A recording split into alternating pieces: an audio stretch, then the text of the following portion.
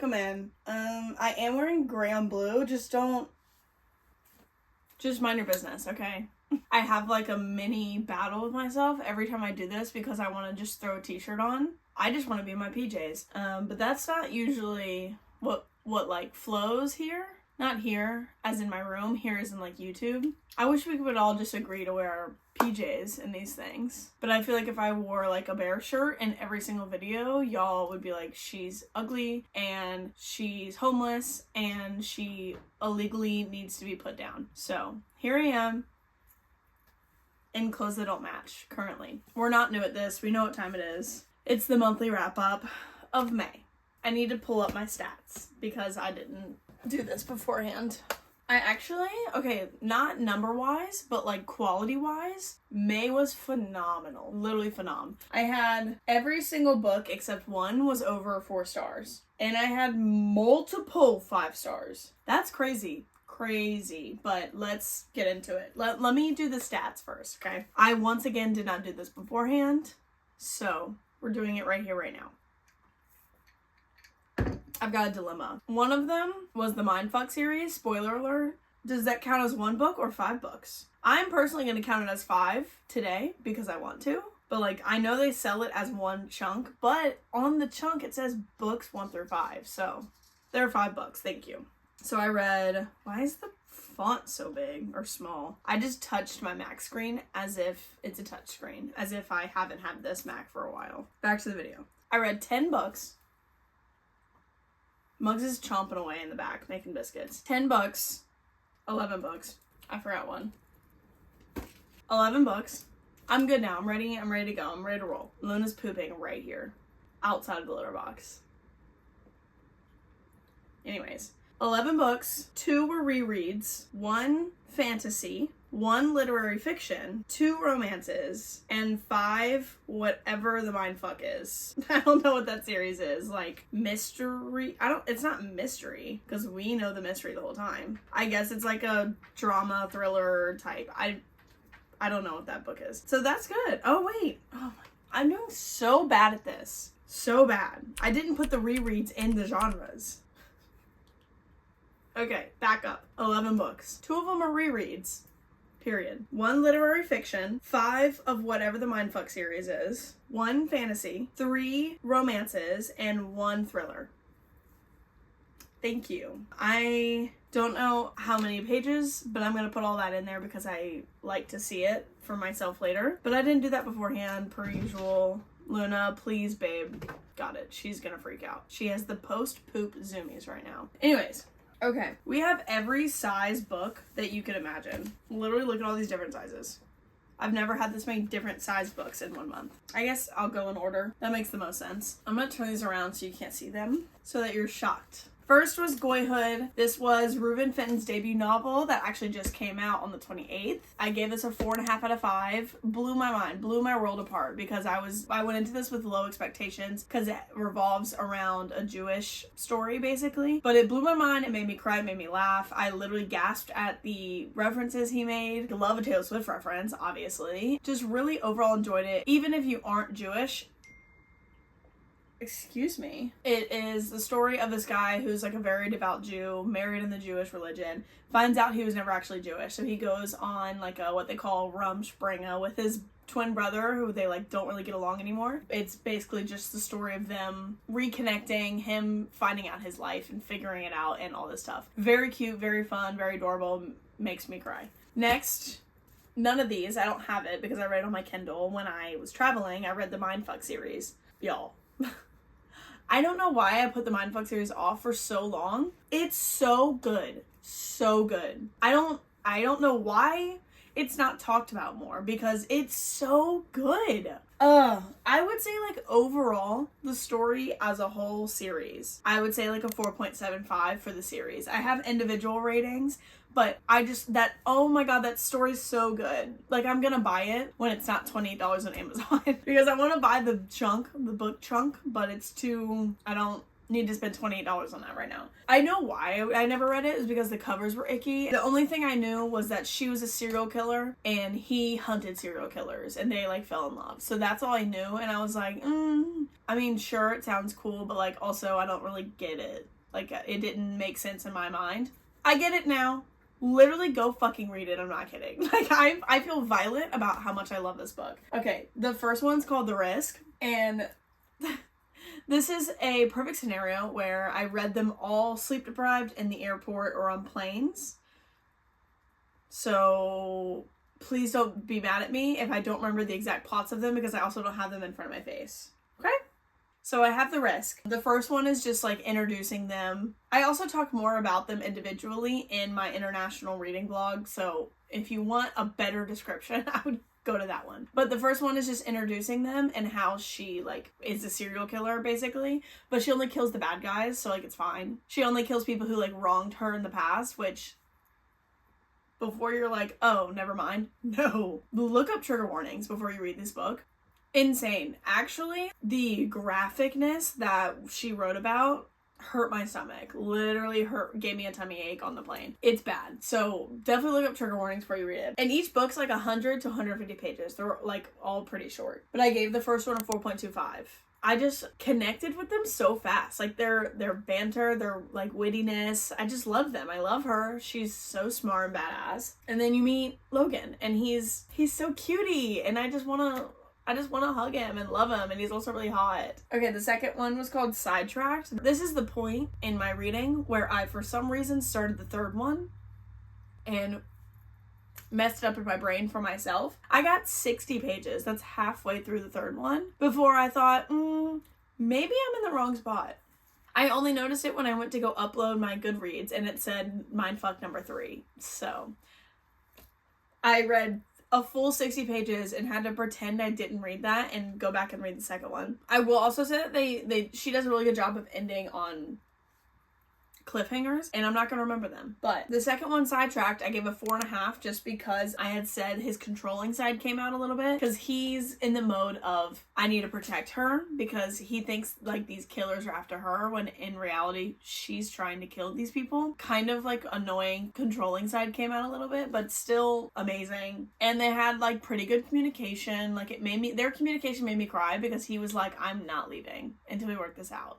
And I cried. And then I went back to number 3, which was Scarlet Angel, which I also gave a 4 out of 5 for some reason. I bet if I reread them, they would be higher now that I know how much I love the series. This one had the really good, crazy beginning, and then the end wasn't as like cliffhangery. There's not much I can say because it's obviously in the middle of the series, so. The fourth one was All the Lies. Yeah, All the Lies. Just like look at these covers. This is why I didn't want to read them. This one in particular, I was like, ugh. Oh my god, I gave this one a fucking 4. Maybe I need to rethink. No, because I love this series. No. This is the book where it ended kind of annoyingly, and you were like, you're kidding. You're kidding. But with the whole book left, I had a feeling it was going to wrap up better, because if it had ended there, I would have been pissed. So, going into the 5th one, I was pissed and ready to like hate it. But the 5th one was a full 5 stars. The 5th one was called Paint It All Red. There's a side character, Jake. God, I love him. Their little side stories, obsessed in this book. But I said, thought about how badly I wanted to get back to this. This is just my review that I said on Goodreads, I think. Obsessed with the reunion, and I cried on the phone. I just can't see today. My sight's very blurry for some reason, and I can't see anything. I could just keep reading them. I really could. She could keep putting out 100-page little novels. I think I'm having a stroke. I think I need a break. I'm having a stroke right now. Currently, as we speak, stroke. I'm gonna wrap up the Mindfuck series because I feel like that's what's making me stroke. Overall, really amazing. It's on Kindle Unlimited. It's like a total of like 600 or 700 pages, like all of them put together. Such a good fun read. Just look up trigger warnings first. Nothing bad to say. Okay, next I read Powerful. I'm not gonna spoil. If you haven't read Powerless, You know what? It's fine. I'll talk in code. Powerful. I went into this with super, super low hopes because it revolves around a character in Powerless. The first one, obviously this is the novella, revolves around a character that I did not feel an attachment to in Powerless. So I was thinking this was going to be just like a little cutesy side story. And like, okay. Knowing the end of Powerless, I was like, I don't know why I need this for the second one, for Reckless. I needed it. I need this like I need air. I don't know what she did or how she did it, but she made me obsessed with Adina. In 200 pages, this little teeny book, she made me obsessed with Adina. I didn't realize it was a love story, so there's that. Obsessed with the love story. I was crying 40 pages in. I was crying. The quotes in this book are unreal. She blew me away. I've heard some people don't really like it or connect to it, and I don't know why. I honestly didn't want to know because I didn't want it to sway my opinion on this book because I'm so obsessed with this book. I could reread it right now and be completely happy and content, and I would cry all over again. It has done its job of making me more excited for Reckless. I gave this a full 5 stars. Yep, someone's home. Cool. I read A Walk to Remember. I reread it, and this is one of my favorite books ever. Let me shut my door. This is one of my favorite books ever, favorite movies ever. Landon Carter, I'm literally gonna name my son Landon. God forbid I have children. He's gonna get named Landon. Amazing, no complaints. If you don't know the story by now, like you probably should, but I also don't want to spoil it if you don't know the story. So go read it. This is actually one of the rare occasions where I like the movie better. Hate to say it, but amazing book. I gave it 5 stars because it's like, well, why wouldn't I give it 5 stars? I'm going out of order now because I just read that. After Powerful, I read Funny Story. I actually gave this a 3.75. It just felt like a very average romance story to me. I think I was waiting for a little more, like, not depth, because there was depth to it. And I liked the idea of the plot. Like, looking back through this book, I didn't really underline much. Like, at all. And I know I read it really quickly, so, like, that also could be why it didn't really stick with me as much. But, like, the story itself was, like, cute. The whole idea that she focused on, obviously, was, like, I don't even remember her name. Daphne, like, lost herself in relationships. Like, she depended on the other person too much, which, like, I get. Scouts on her, I get. Been there, done that. But it just isn't as fun to read about. I don't know. It just felt like it could have been elevated in my mind. Like, I still liked Beach Read and Happy Place more than this. But still a good story. It was 4.25. Like, it was still a really good story. No, it wasn't.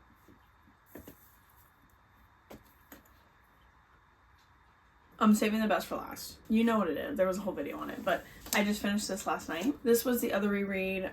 Overall, I think I ended up giving this a 4.25. I don't remember what I gave it originally. Let's see, actually.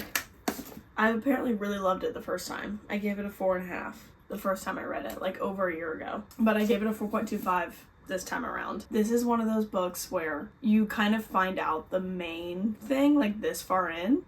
What are we doing for the last 2/3 of the book? It's the same exact thing for his other book, The Last Word. It's covered. Where you find out who it is, like, right away. And you're like, we have the entire book to talk about it? And of course, there's little plot twists at the end. There's actually, like, 4 or 5 plot twists at the very last few pages. But it all takes place in literally one night.